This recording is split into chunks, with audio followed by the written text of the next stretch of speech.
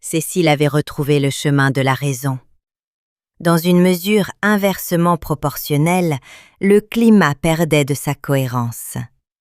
Alors que les 3/4 de la France subissaient des dépressions pluvieuses, une partie du sud-ouest connaissait un hiver exceptionnellement rude. De ce fait, l'univers confiné dont j'étais l'inexplicable témoin s'ouvrit pendant quelques jours au pays entier par l'intermédiaire des médias. Quelle mystérieuse sensation a jailli lorsque, regardant les informations, cette familière rue commerçante et certains de ses acteurs me sont apparus, eux qui n'avaient, jusqu'à présent, de réalité que dans mon esprit. À y réfléchir, le choc a été bien plus important que celui du départ, quand l'aventure avait débuté. Marie-Claire, qu'un hasard orienté avait mené près des reporters, donna son avis avec moult détails. La joie de se voir sur le petit écran atténua la douleur du sacrilège commis, le sacrifice, au montage, de la quasi-totalité de son intervention.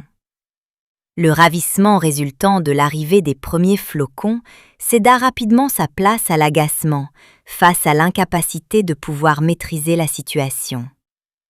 La neige tombait en abondance, jour après jour, et semblait ne plus vouloir quitter les lieux. Ce phénomène alimentait les conversations. Derrière cette façade de mots exprimant un mécontentement face à son lot de tracas, on devinait cependant une jubilation certaine à ce que la région soit à la une de l'actualité nationale. À l'heure des informations, nombre d'habitants devaient pester lorsque les journalistes annonçaient qu'il ne fallait pas attendre d'amélioration et, sous prétexte de trouver un discours plus optimiste, changeaient de chaîne. Mais au fond, ce dont ils voulaient s'assurer, c'était que tout le monde parlait bien d'eux. Les circonstances avaient tiré la vieille cheminée de la maison des marins de sa torpeur. Depuis bien des années, elle n'avait plus fonctionné.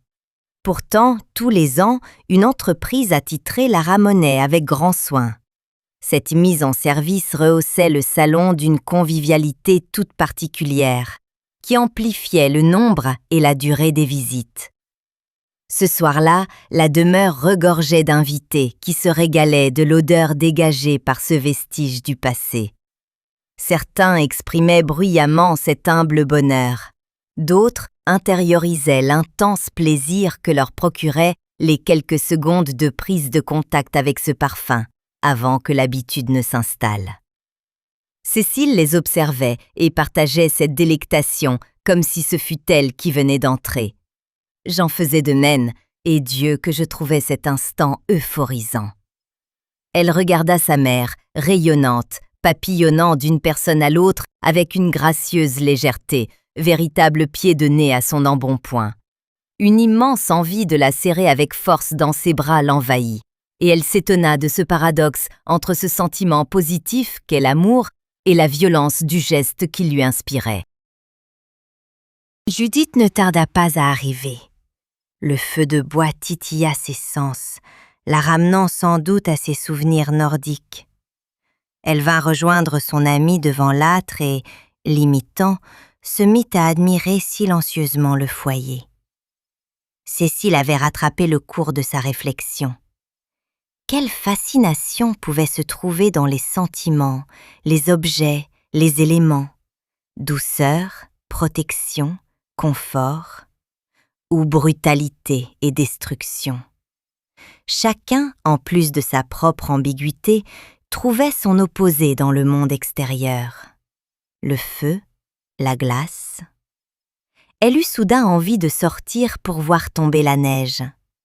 Dès qu'elles furent dans le jardin, la porte refermée, un calme divin s'installa, accentuant la particularité de ce paysage croulant sous sa couverture neigeuse. Au plaisir des yeux, permis par une insolite luminosité, s'ajoutait celui des oreilles, par ces murmures étouffés de la nature, et le rendu, à peine audible, de la présence humaine.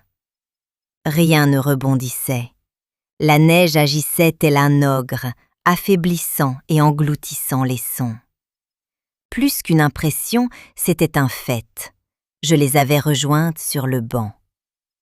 Cécile devinait cette présence étrangère, refusant toutefois d'y prêter attention, tant elle était submergée par le désir de ne penser à rien de précis. Et nous restâmes ainsi un long moment, sujet d'une contemplation sans objet. Le parterre de flocons brillait intensément. Le gel s'installait à son tour, plus sournois. L'air s'était considérablement rafraîchi.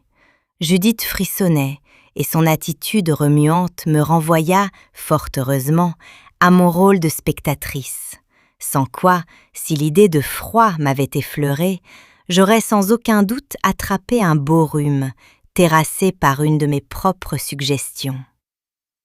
Elle rentra pour aller chercher un pull supplémentaire dans l'armoire de son amie. Lorsqu'elle ouvrit la porte, Cécile s'étonna de ce que le sympathique vacarme avait cessé. Manifestement, Judith prenait son temps. Peut-être s'était-elle installée quelques minutes devant le feu pour se réchauffer. Cécile aurait bien voulu la rejoindre, mais elle ne pouvait se défaire de cette félicité. Judith ressortit enfin. Madame Hélard la suivait. Elles avançaient au ralenti, comme si chaque pas qui les rapprochait du banc leur procurait une intense douleur. À présent, elles étaient suffisamment près. Cécile pouvait voir la mine défaite de sa voisine et les larmes couler le long du visage de Judith. Ses sourcils, rapprochés, creusaient une ride à la racine de son nez. Ses lèvres, déformées, lui décharnaient les joues. Cécile subissait les mêmes transformations.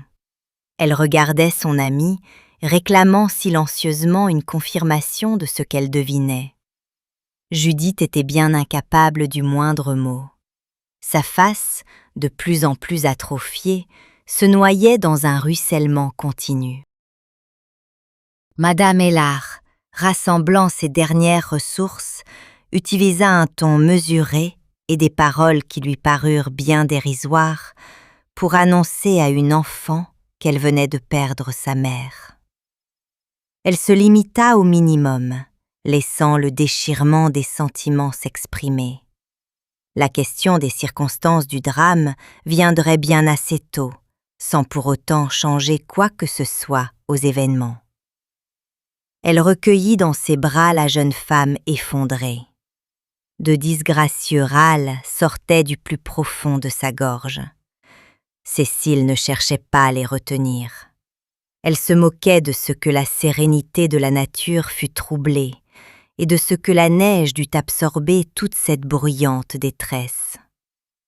Elle avait si mal, et son esprit, plutôt que de la laisser entière à son chagrin, la tourmentait, intégrant, lui faisant prendre conscience, de la manière la plus limpide qui soit, l'action de la destruction, du côté noir du sentiment, fût-il issu de la plus belle et de la plus positive émotion du monde.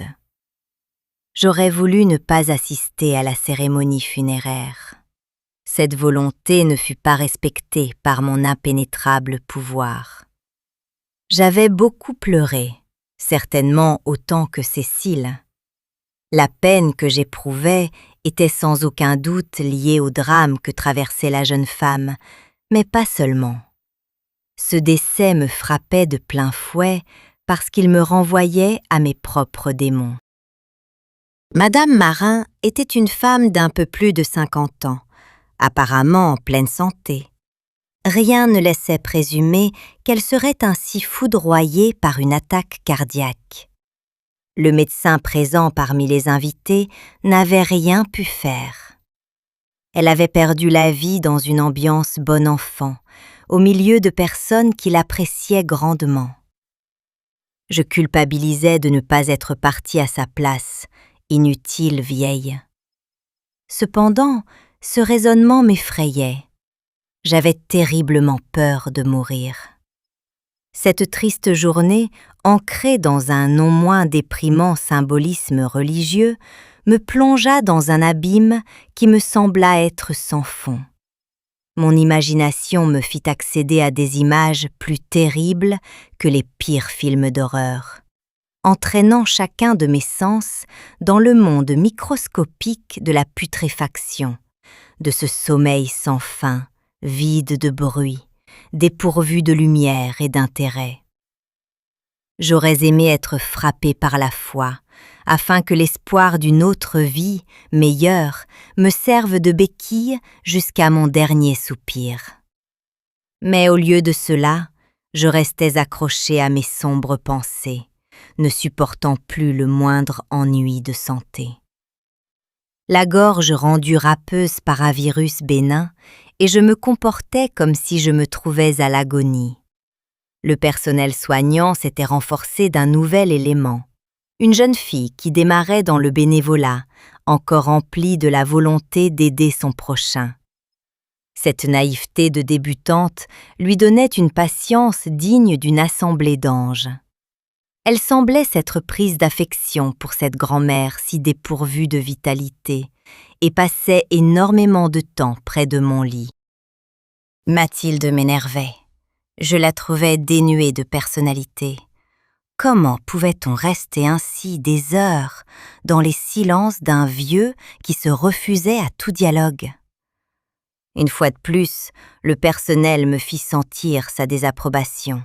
Je m'en moquais et pour réponse, je me tournais pour offrir le dos à leur regard accusateur. Après tout, Mathilde trouverait des tas de personnes qui ne demanderaient qu'à être écoutées. Alors pourquoi s'acharnait-elle sur moi? La présence constante de l'indésirable m'empêchait de rejoindre Cécile. Un jour, enfin, elle cessa de venir. Je ne demandais rien sur cette subite absence, de peur que mes questions ne soient interprétées comme un désir de la voir revenir. Bien plus tard, j'appris que la petite souffrait d'une maladie qui l'excluait d'une existence normale. Elle savait que son corps allait progressivement se dégénérer et souhaitait simplement être utile avant de devenir entièrement assistée. J'ai eu l'occasion de la visiter à plusieurs reprises avant que son mal ne l'emporte. Cette merveille d'humanité avait alors 21 ans. Depuis bien longtemps, Cécile n'avait pas éprouvé le besoin de s'asseoir au bord du ruisseau. Un moyen pour elle de se rapprocher de son père, qui, de son vivant, était un familier des lieux. Miraculeusement pure, l'eau s'engouffrait dans les creux, contournait les obstacles après les avoir percutés, et paraissait renfermer toutes les conversations du monde. Jamais le ruisseau ne se taisait. Il se contentait, lorsque le climat se faisait plus sec, d'une douce rumeur, puis reprenait des forces à la saison des pluies, enflant et grossissant sa voix. Le ciel était couvert, et l'odeur qui flânait dans l'air invitait la pluie à venir. Cécile enleva pourtant ses chaussures et plongea ses pieds dans l'eau. Après s'être habituée à la fraîcheur et à la pression que le cours d'eau exerçait sur ce nouvel obstacle, elle apaisa son esprit pour écouter le clapotis lui livrer son humeur, laquelle ressemblait à la sienne. Les voix semblaient s'élever en une longue et dramatique complainte. Plus de chuchotements colportant des propos légers, plus de chants d'allégresse, mais une interminable psalmodie mélancolique dédiée à celle qui écoutait, à l'esseulée qui, en perdant sa mère, venait de perdre son père pour la seconde fois. Elle était orpheline. Orpheline parce qu'il existait des routes glissantes et des cœurs fragiles. Sa tristesse m'oppressait le cœur, et ce fut avec un certain soulagement que je la vis pleurer. Il lui fallait extérioriser toute cette désolation. Elle ne pouvait la garder en elle, et cette évacuation faisait naître une note d'espoir. Certes, rien ne pourrait changer les faits. Ils seraient toujours les mêmes, ressassant, eux aussi, sans discontinuité, leur mélodie. L'irrémédiable absence de Monsieur et Madame Marin. La différence résiderait simplement dans la façon de les aborder. Hymne nostalgique ou hymne de joie? Tristesse de les avoir perdus ou bonheur de les avoir connus? À vouloir tout régenter, l'organisation humaine en arrive à violer la pudeur de ses sujets. À peine sa mère fut-elle en terre que la jeune femme dut agir afin de régler le côté matériel de ce drame. Elle fut heureusement poussée et assistée par son entourage, sans quoi les conditions de délai lui auraient fait perdre partie de ses droits. Afin de payer les droits de succession, Cécile utilisa ses économies, vida les comptes de sa mère qui, par leur nature, n'avaient pas été bloqués, et dut se séparer de quelques meubles. Une portion de la coquette somme de l'assurance vie partirait également à cet usage. Quant au reste, elle allait le placer et se contenterait des dividendes. Indéniablement bouleversée par ce qui venait de se produire, la jeune femme recherchait les moments de solitude. Ce n'était pas chose aisée, puisque ses familiers estimaient qu'il fallait l'entourer pour l'aider à traverser cette pénible fatalité. Elle demanda donc à Madame Bérins de transformer son plein temps en mi-temps. D'abord hésitante, celle-ci finit par accepter, comprenant qu'à force de compassion, la pauvre enfant devait étouffer. Ainsi, Cécile travaillait les matinées au magasin et profitait de ses après-midi pour peindre. Marie-Claire, informée lors d'une de ses régulières visites, sauta sur l'occasion de mettre fin à son congé parental en prenant l'autre mi-temps. Elle aimait être avec ses enfants, qui ne lui laissaient d'ailleurs pas le loisir de s'ennuyer. Néanmoins, les contacts humains, si nécessaires à sa personnalité, lui manquaient férocement. Judith vivait désormais chez Cécile, mais avait conservé son appartement. Outre le soutien apparent et inconditionnel qu'elle apportait à son amie, elle faisait preuve d'une extrême habileté pour que l'esprit de cette dernière fût, à son insu, toujours occupé. L'épreuve avait exacerbé le talent artistique et la passion de Cécile. Judith manœuvra pour que des commandes lui soient passées. Ces commandes devaient paraître spontanées. Aussi avait-elle soufflé à Madame Bérins une idée de vitrine. Les mannequins vêtus de leurs tenues aux couleurs psychédéliques, ainsi était la mode du moment, tenant des toiles qui les représentaient fidèlement. Enthousiasmée, la commerçante se reprocha de ne pas avoir eu l'idée plus tôt, et Judith, qui tenait vraiment à ce que son plan paraisse naturel, œuvra si bien que Madame Bérins finit par se dire qu'il importait peu que l'idée ne soit pas venue plus tôt, puisqu'elle l'avait tout de même eue. C'était une grande chance que Judith ait eu un si bon fond, sans quoi elle aurait été une redoutable intrigante. Connaissant les précédentes œuvres de son employé, elle voulut exposer l'homme à la barque, et comme il ne trouvait pas sa place dans la vitrine, elle l'installa dans les locaux de son voisin, sur un beau chevalet acheté pour l'occasion. L'atmosphère du tableau cadrait parfaitement avec le décor tamisé de la brasserie. Le cafetier, qui ne s'intéressait pourtant pas particulièrement à l'art, fut ravi, décelant un prétexte pour offrir une tournée au personnel de la boutique, et à lui-même, sous le regard désabusé de Madame Créton. Ce fut alors la contagion, et Madame Bérins devint une sorte d'agent. Marie-Claire la secondait dans cette tâche avec tant de frénésie qu'on sentait bien qu'elle aurait volontiers pris la place du calife et renvoyé ce dernier à ses lointains voyages. Chacun des commerçants voulut posséder une toile de la jeune fille pour la mettre dans sa vitrine. Le cordonnier opta pour un paysan allongé dans une charrette remplie de paille, dont la technique du raccourci mettait en évidence ses 2 sabots, imposants et lustrés. Le quincaillier, à l'imitation du décor de la boutique de prêt-à-porter, lui fit faire une nature morte avec les objets qui siégeaient dans la vitrine. La fleuriste, pressée et ne voulant attendre son tour, choisit un paysage fleuri que Cécile avait peint quelques mois auparavant.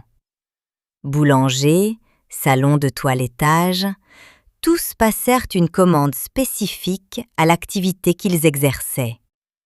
Cette exposition leur paraissait particulièrement novatrice par son étendue, une sorte de fil conducteur invisible, digne du fil d'Ariane, qui menait les clients d'une boutique à l'autre. Cécile, profitant de l'arrivée du printemps, avait, avant que le phénomène ne prenne une telle ampleur, mis la maison en chantier pour refaire elle-même la tapisserie de certaines pièces. Aussi, elle travaillait beaucoup, et plus les commandes affluaient, plus elle paniquait, tant elle voulait satisfaire tout le monde. Elle demanda de l'aide à son amie. Dans un premier temps, Judith refusa catégoriquement de peindre. Néanmoins, elle était à l'origine de ce surcroît de travail et craignait que Cécile, ne se voyant dépassée, ne résiste pas à la pression. Elle l'aida. Comme leur style était similaire, personne ne vit d'inconvénient à ce qu'il y ait 2 artistes au lieu d'une. Lorsque j'assistais à ces débordements d'activité, un regain d'énergie m'envahissait. De retour à mon existence, je me rendais en chaise roulante auprès de la pensionnaire de la chambre voisine. Il s'agissait d'une charmante dame dont une soignante m'avait parlé. Sa vue déclinait et la privait de son plus grand bonheur, la lecture. Comme un peu de vitalité avait regagné mon corps, je voulus partager ce mieux-être et apporter un peu de confort autour de moi. Malheureusement, je ne pouvais pas faire grand-chose pour Louisa, sinon lui laisser la télévision allumée.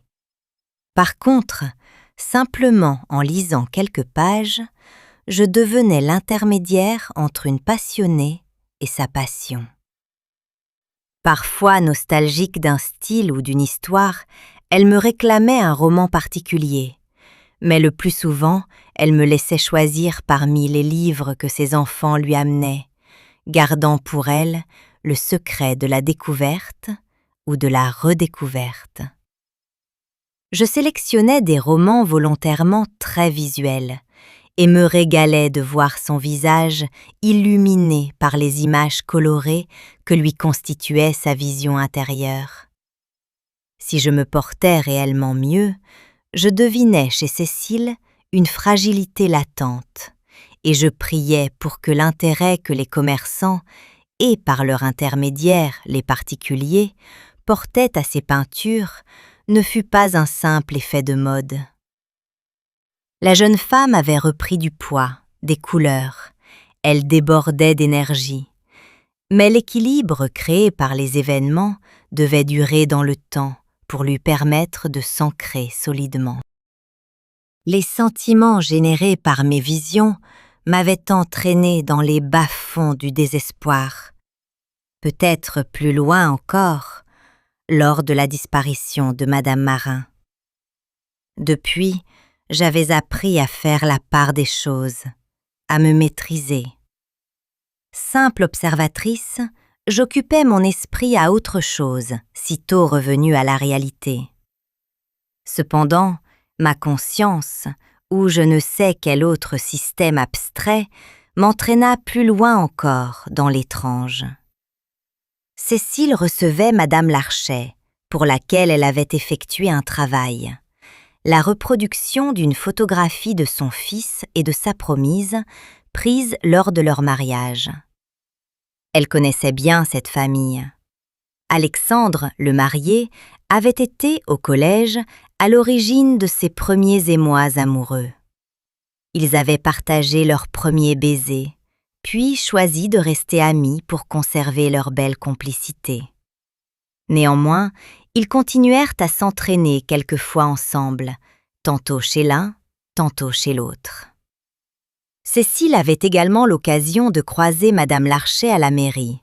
C'était une collègue de sa mère. Aussi, sentant chez la femme une inquiétude certaine, elle osa l'interroger. « Je peux vous poser une question ?» La dame ne répondit pas, mais son attitude d'attente ressemblait à un acquiescement. « Pourquoi êtes-vous aussi triste ? Le plus dur est derrière vous. L'opération s'est bien passée et les examens ont montré qu'il ne restait plus rien de la tumeur. » Désappointée, Madame Larchet chancela. Cécile approcha une chaise et l'invita à s'asseoir. « Je suis désolée si j'ai été indiscrète, mais vous paraissez tellement désemparée. » « Mais comment peux-tu savoir que j'ai un cancer ? Je n'en ai parlé à personne, même pas à mon mari. » »« Quelqu'un a bien dû me le dire. Vous savez comme tout se sait vite ici. » »« C'est impossible. Je te dis que je n'ai parlé à personne.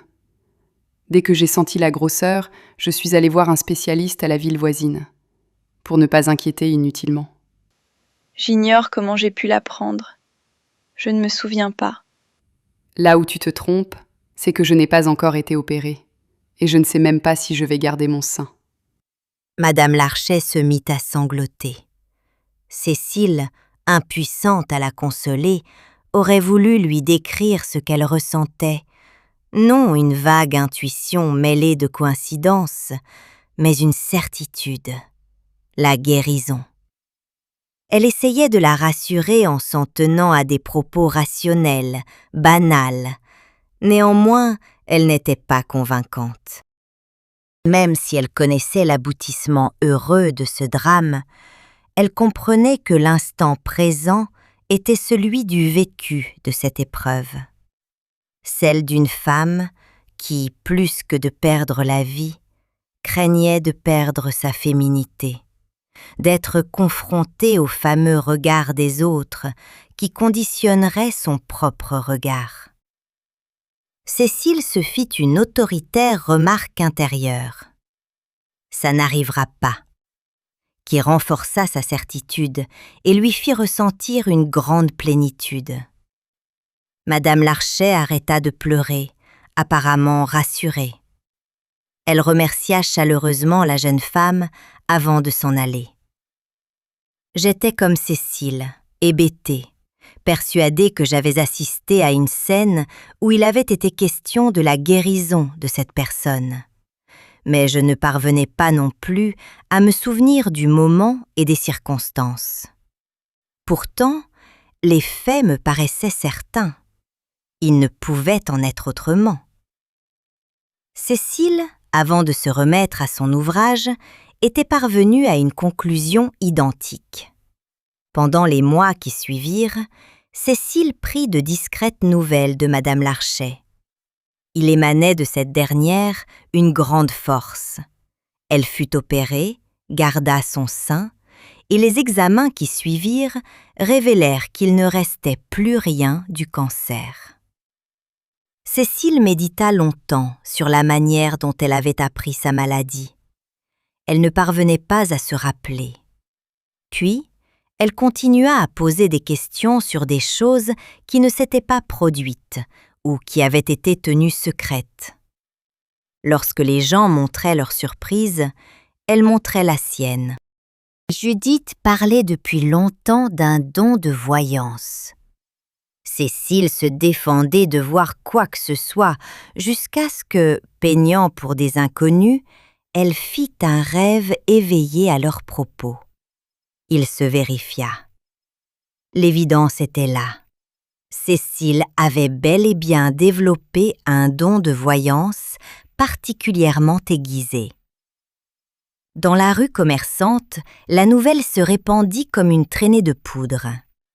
Je me raccrochai à l'image de mes personnages apparus cet hiver sur le petit écran pour me rassurer, pour ne pas douter de ma raison. Non, Charlotte, tu n'es pas sénile. Que je puisse assister à la vie d'une personne distante de plusieurs centaines de kilomètres, je l'admettais. Que je puisse lire certaines pensées de Cécile et des autres passe encore. Mais que la jeune femme développe un don de voyance et que j'en sois également la dépositaire, là, c'était tout de même le pompon. Il me devenait difficile, dans ces conditions, de prendre de la distance, tant j'étais embourbée, ensevelie dans les émotions des uns et des autres. Un véritable marécage de sentiments.